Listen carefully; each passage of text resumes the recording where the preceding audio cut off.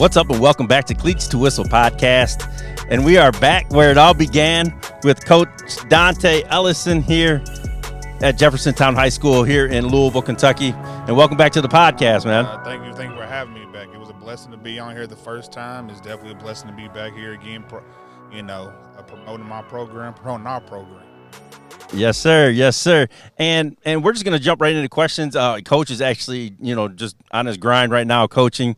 But we wanted to open up the questions with, are you still fundraising? And how can, like, a future sponsor get a hold of you? Man, in JCPS or in high school football in general, you always fundraising. You always looking to raise more money to give back to the kids.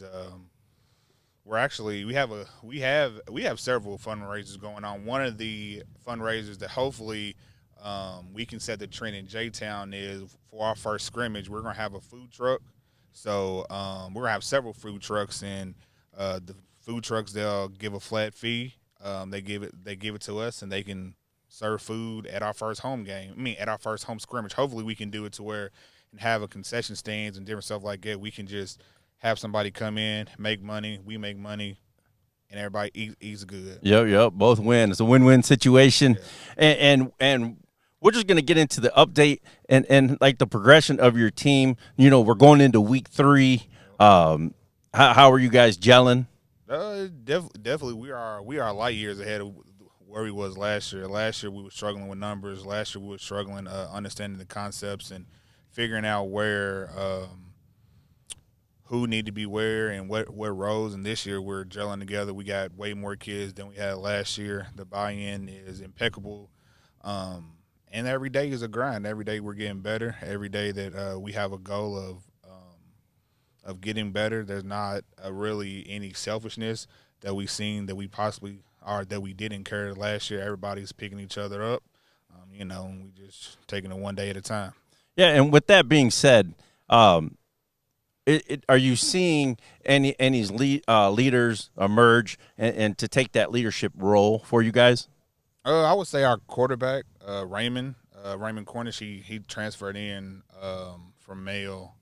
He came here, and he's definitely stepped up as leadership in leadership role, just as a quarterback should. Taking control offensively, defensively. We definitely have a leader in Lucas McDaniels.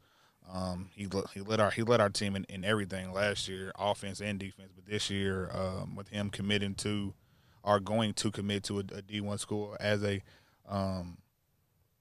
defensive guy, hybrid DN linebacker, he's taken this year very personal when it comes to defense. So those two are the two leaders that we see. Okay, and you guys got numbers coming back as as like senior led team. I think I would say junior and senior. We definitely have seniors leaders, but we was a very young team last year, led by freshmen and sophomores. So those kids are stepping up being leader, like LaDarian Smith, like I said, our quarterback.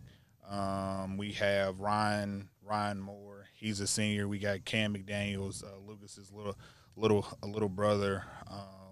We got guys stepping up, being vocal leaders, and not just vocal leaders, being guys that's I do leaders, where I'm doing this, so you should follow what I'm doing. Yes, sir. And actually, I'm gonna give you a preview because that's what I'm actually gonna ask them. Of the two guys that are going to be coming on each time, what is their roles as a leader? Are they vocal? Are they worth ethic guys? You know what I mean? Right. There's a very keen difference. Some guys are guys that not so much cuss guys out, but just pick guys up, and there are guys that just keep their mouth shut and just do what it's due. So both ways equal out to being a successful leader. Nice. And I covered you guys on a 7-on-7. I don't know if you've seen it on Twitter. I put a couple clips of you guys on there. Definitely did. Definitely, showed our guys. So you actually showed Lucas scoring.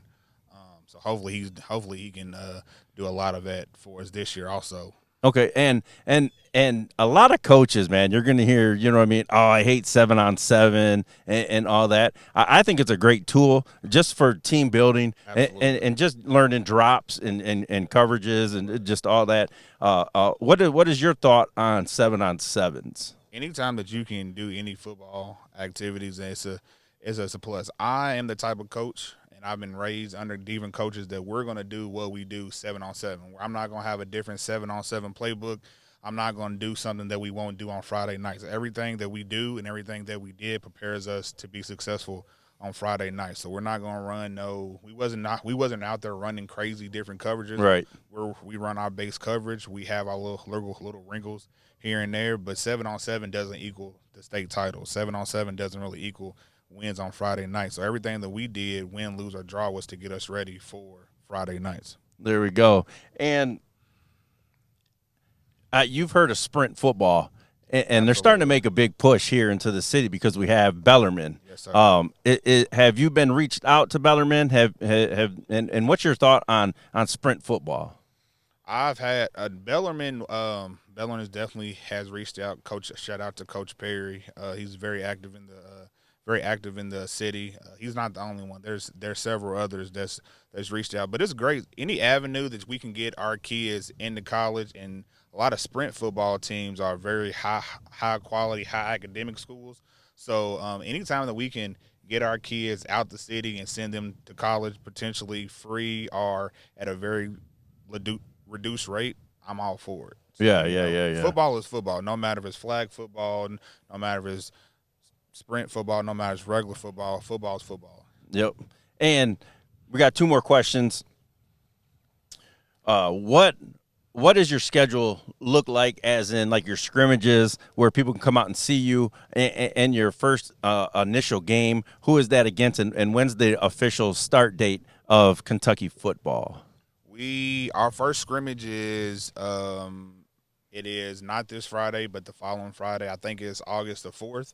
It's a 5-team scrimmage. It'll be J-Town, Moore, Owen County, Fort Knox, and Trimble County. So it's a grid-a-rama or a scrimmage-a-rama, grid-a-rama, whatever you want to call it. Right. Where, you play every team 10 plays, and then your young guys get 4 plays, offense and defense. So everybody gets a play. Everybody's style is different. Everybody's gonna look different. So it'll get everybody prepared for the regular season the week after that, and that'll be at J-Town. The second scrimmage we play Atherton. At Atherton, it'd be a great challenge for us. Coach Nino has Atherton as to one of the top 5A schools in the city, and definitely top 15 in the state. And then our first game, which is the following week after that, we play at Iroquois. Oh, okay. And I did skip over a question. I wanted to ask you: is your coaching staff complete? Because there's some Kentucky schools that are struggling to get coaches. Are you comfortable with the number of coaches that you have? You can never have enough coaches. We've had several coaches leave for different jobs. Like we had a coach leave to go be a middle school AD. We're missing one coach. So if you want to be a coach, definitely hit me up. But I definitely love what we have as coaches. But you said you can never have enough coaches. That's why Alabama has 7,000 different coaches. The more coaches, the better it is. But the guys that we got are locked in, ready. They're getting our guys ready. Yep, and this is the official week for pads to start, right? So you guys are just going uppers. Yep. Okay, and that's very exciting. You're going to get to see, who's going to be your workhorse. Yeah, definitely get to see who likes contact. Definitely see who don't like contact, because there are definitely kids that look like they would love contact, but when pads come on, they dunking behind the line. So we don't want no line dunkers. Right. And this is the final question. Going into this season, what goals do you have for this team? Goals is to have a winning season.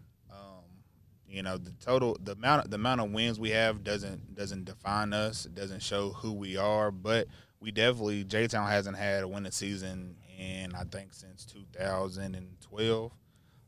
So it's been many moons. But so that's one goal.